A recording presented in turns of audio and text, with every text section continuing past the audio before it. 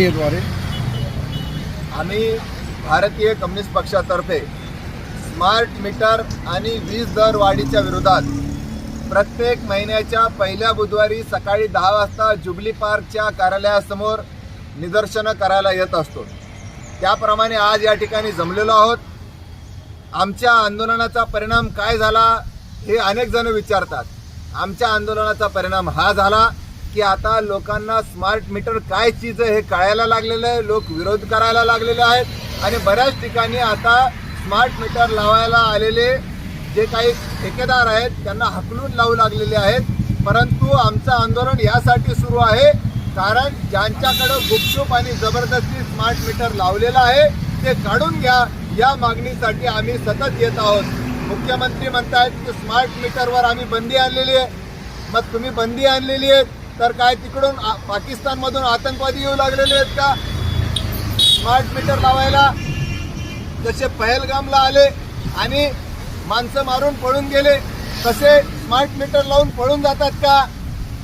अहो, जे शिकलेले लोक अशा पद्धतीनं भोळे स्टेटमेंट देऊ लागले, नाही मुख्यमंत्र्याचा याच्याशी काही संबंध नाही, सरकारचा याच्याशी काही संबंध नाही।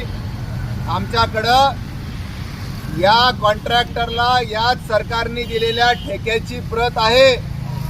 याच मुख्यमंत्री देवेंद्र फडणवीसांच्या सरकारने NCC म्हणजे नागार्जुन कन्स्ट्रक्शन कंपनीला स्मार्ट मीटर लावायचा ठेका दिला, मॉन्टे कार्लोला ठेका दिला, अदानीला ठेका दिला आणि त्याच्यामुळे हे स्मार्ट मीटर लावतायत। आणि त्यामुळं त्याचबरोबर माझ्याकडे आता हे बिल आहे, असे बिल सगळ्यांना येत आहेत। आमचे जे ॲडव्होकेट जांगडे साहेब आहेत त्यांना अशा प्रकारचं बिल आलंय। तुम्ही बघतायत या ठिकाणी फॉल्टी लिहिलेलं आहे। या ठिकाणी तुम्ही बघत असाल की मीटर जे आहे मीटर स्टेटस फॉल्टी आणि मीटर फॉल्टी असताना 8,000चं बिल कसं येतं?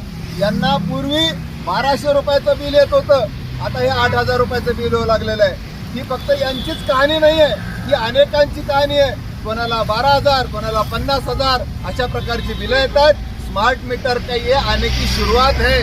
म्हणून सगळ्यांना विनंती आहे की आता नोव्हेंबर महिन्याच्या पहिल्या बुधवारी सकाळी 10 वाजता सर्वांनी या, आपापली बिलं घेऊन या असं आवाहन करतो। मी ॲडव्होकेट कॉम्रेड अभय टाकसाळ, भारतीय कम्युनिस्ट पक्षाचा शहर सेक्रेटरी।